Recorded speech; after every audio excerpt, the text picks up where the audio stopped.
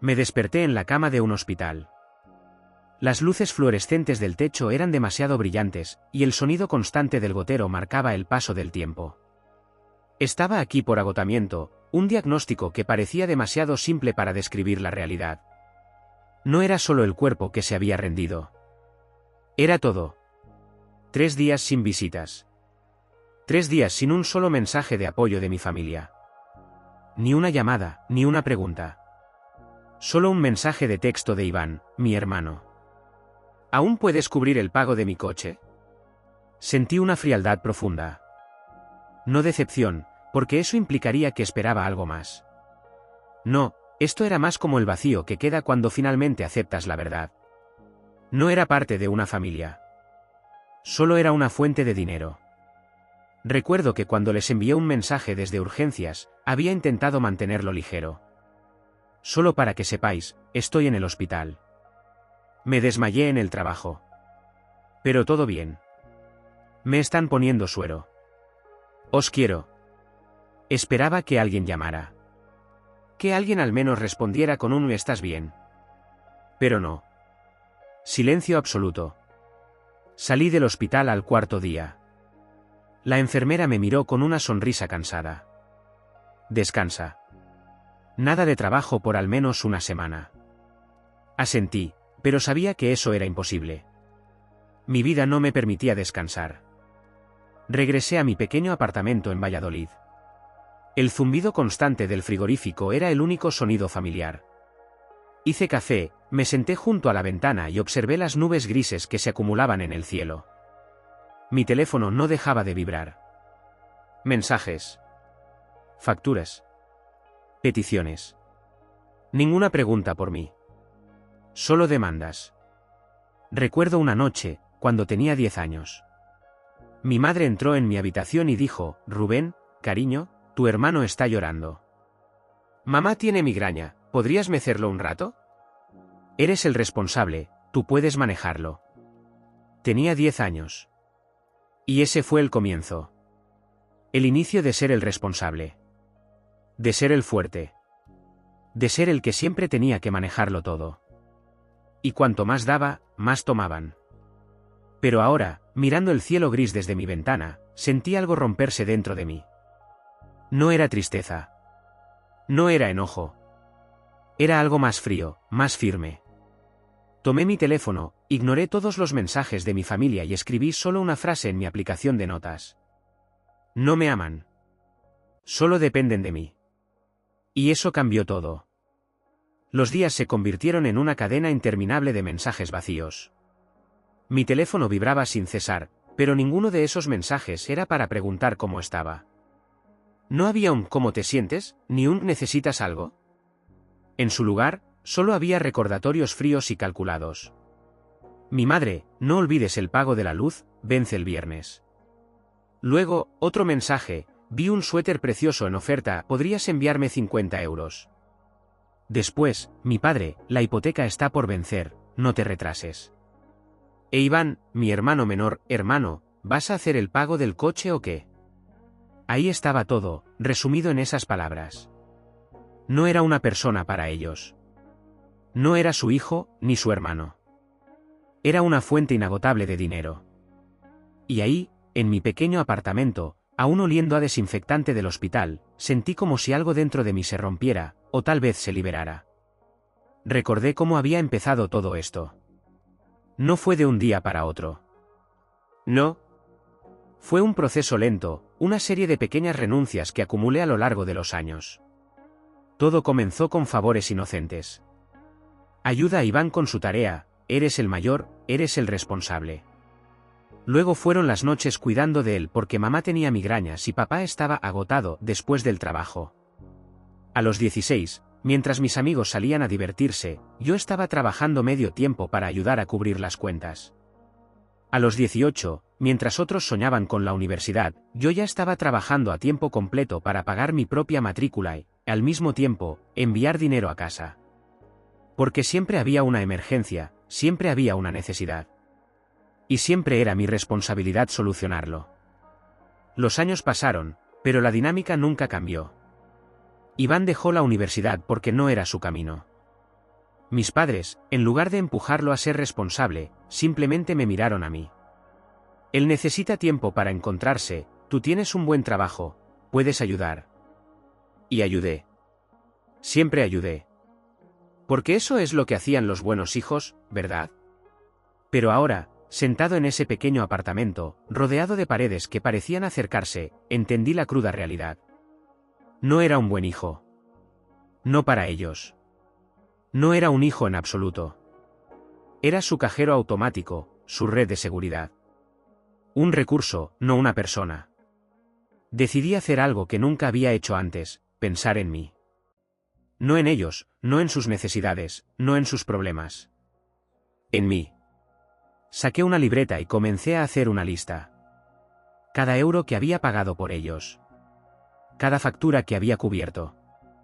La hipoteca, el coche de Iván, las compras del supermercado, las salidas imprevistas, las emergencias que siempre aparecían cuando tenían ganas de comprar algo nuevo.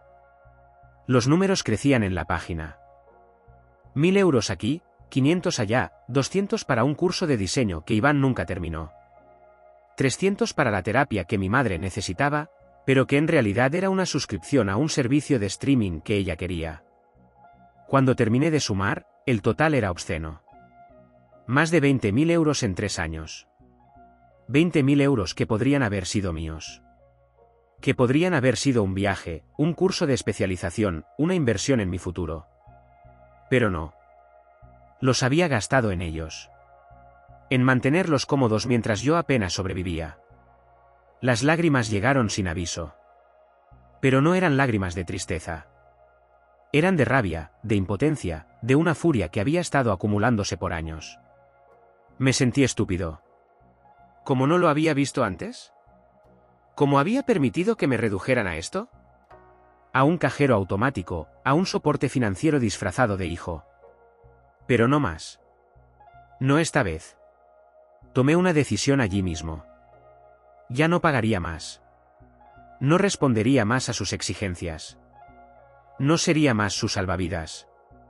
Apagué el teléfono, respiré hondo y dejé que el silencio llenara la habitación. Era aterrador. Ese silencio, esa ausencia de notificaciones, era como un vacío frío, pero al mismo tiempo, era libertad. El primer día fue el más difícil. Mi madre llamó 6 veces. Ignoré cada llamada. Luego llegaron los mensajes, ¿por qué no contestas? ¿Estás bien? Tu padre está preocupado. ¿Qué pasa contigo? Pero yo sabía que no estaban preocupados por mí. Estaban preocupados por el dinero, por las facturas que ahora no podían cubrir sin mi ayuda. Iván envió un mensaje lleno de sarcasmo, «Wow, así que ahora te crees demasiado bueno para nosotros». No respondí. Mi padre finalmente envió uno más directo, «Tu madre está enferma de preocupación. Contesta ya». Pero yo sabía la verdad. No estaba enferma de preocupación. Estaba desesperada porque la fuente de ingresos que habían explotado durante años se estaba secando. Me quedé sentado en mi pequeño apartamento, tomando una taza de café frío y mirando el cielo gris por la ventana. Cada mensaje no respondido era como una cadena que se rompía. Cada minuto en silencio era una victoria. Por primera vez en mi vida, estaba priorizándome. Me dolía, sí, pero también se sentía bien. Esa noche, mientras me recostaba en mi pequeño sofá, abrí de nuevo mi libreta. Y debajo de todos esos números, escribí una sola frase, no les debo nada.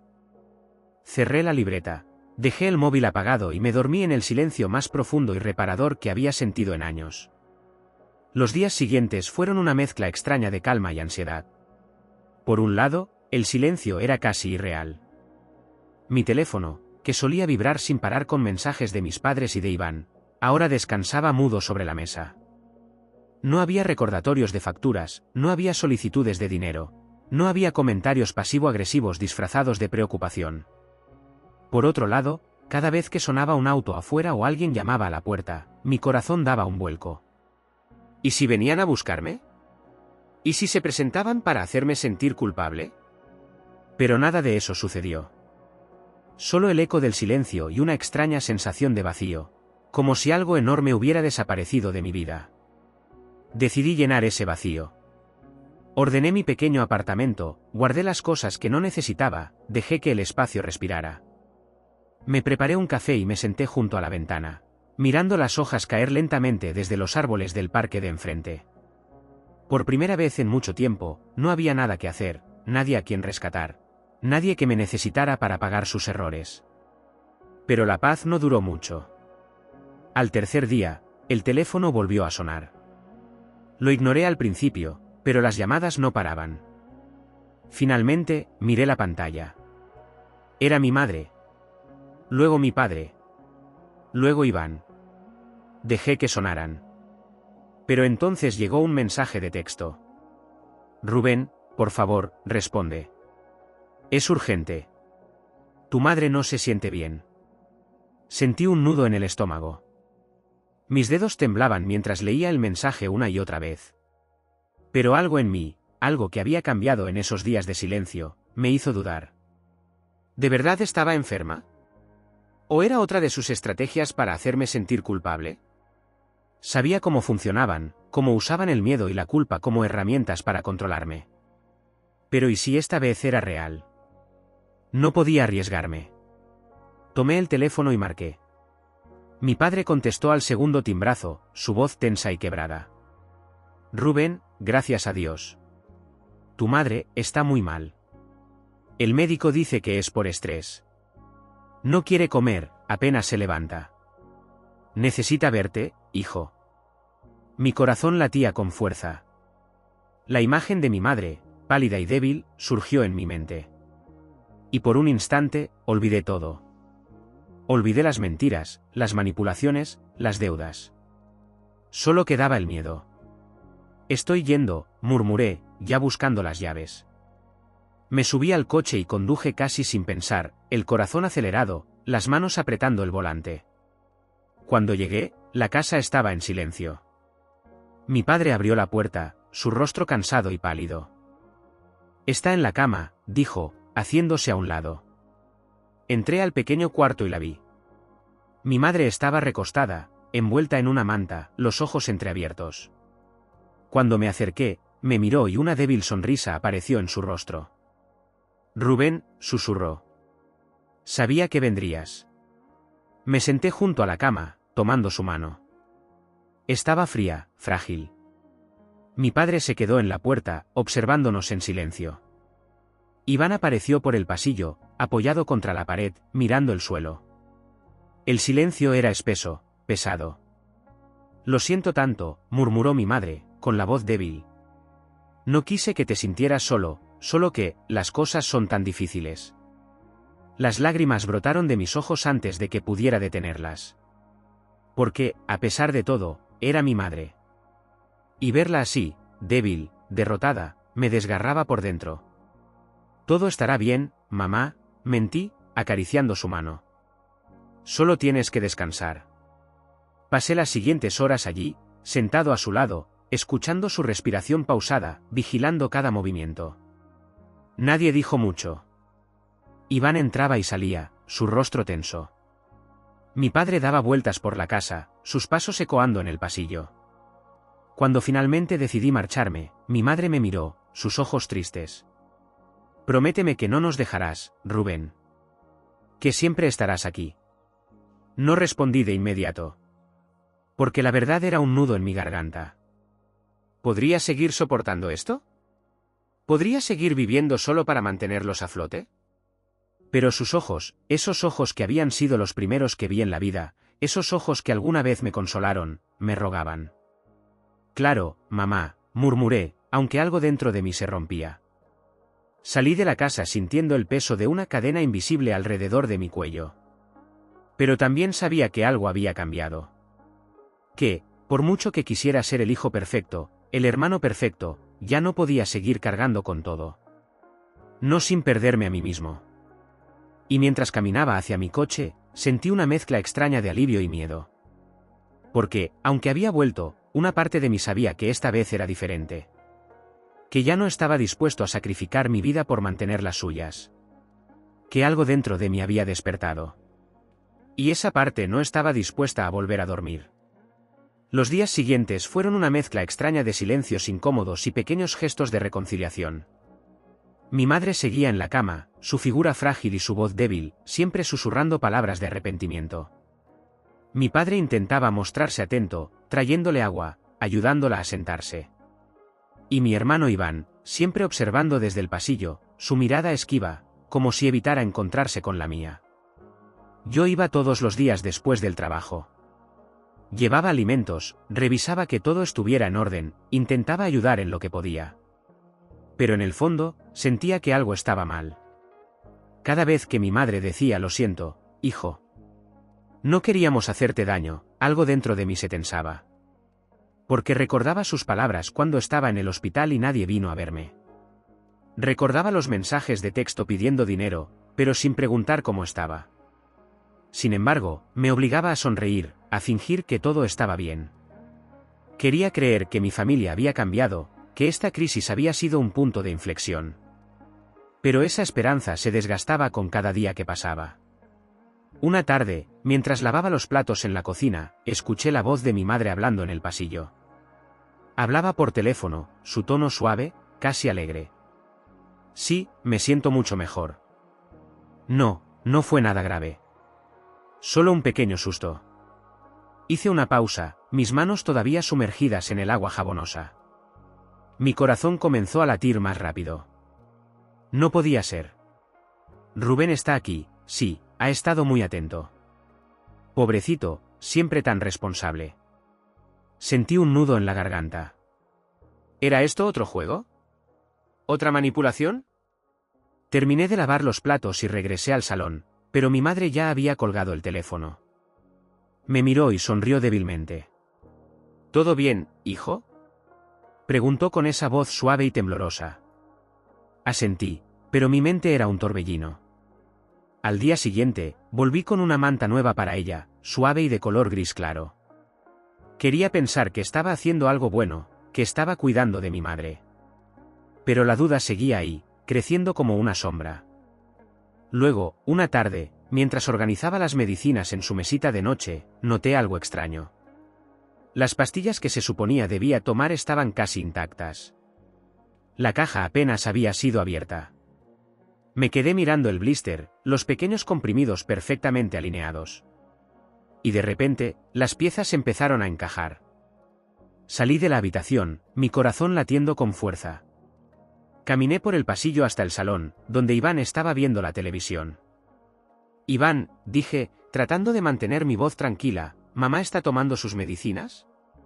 Mi hermano se removió en el sillón, sin apartar la vista de la pantalla. Sí, claro. Bueno, algunas. A veces olvida, pero... ¿A veces olvida? Repetí, sintiendo como la ira comenzaba a arder en mi pecho.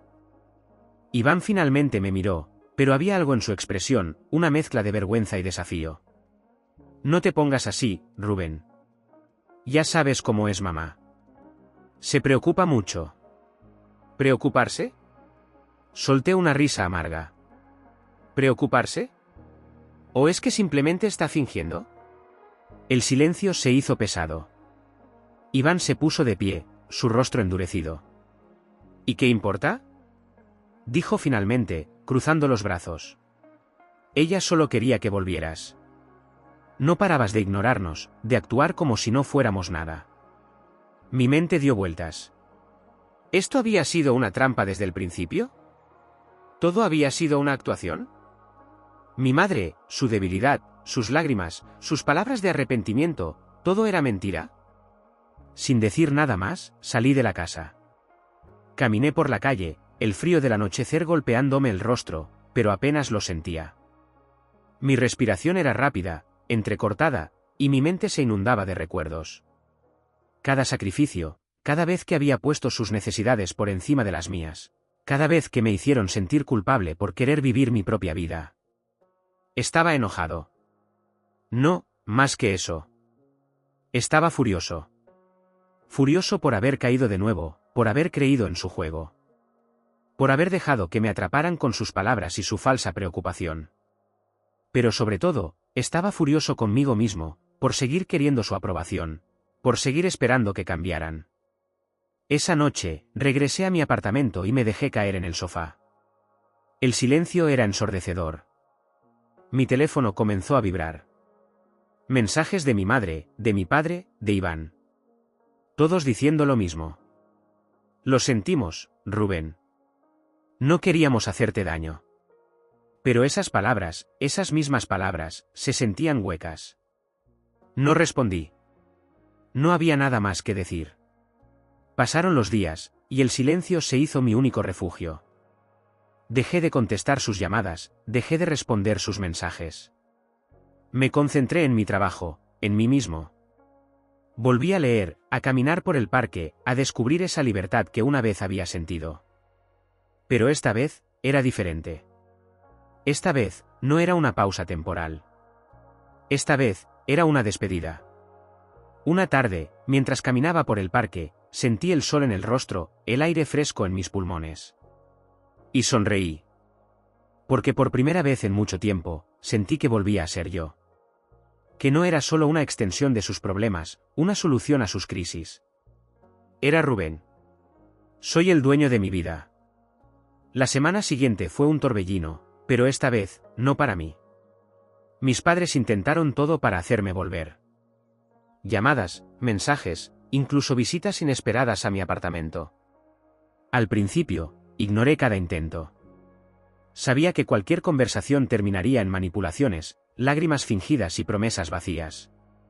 Y yo ya había escuchado todas esas promesas antes. Una tarde, mientras caminaba por el parque cercano a mi casa, mi teléfono vibró. Un mensaje de Iván: hermano, mamá dice que te va a demandar si no ayudas. Dice que tienes la obligación legal. ¿Es cierto? Me detuve, observando las hojas caídas que el viento arrastraba por el sendero. ¿Obligación? Ellos sí que eran expertos en distorsionar la realidad. Regresé a casa, llamé a mi abogado y le conté la situación. Su respuesta fue clara: no pueden obligarte a mantenerlos, especialmente cuando tienes pruebas de todo lo que ya has hecho por ellos. Mantente firme. Y eso hice. Los días se convirtieron en semanas, y aunque al principio las llamadas continuaron, poco a poco se fueron apagando. Mi madre dejó de enviar mensajes llenos de culpas y lágrimas. Mi padre, siempre orgulloso, dejó de hacer llamadas furiosas. E Iván, atrapado entre sus manipulaciones y su necesidad de mantener la paz, simplemente desapareció. Empecé a reconstruir mi vida, paso a paso. Redecoré mi pequeño apartamento, llenándolo de plantas que antes nunca me había permitido tener.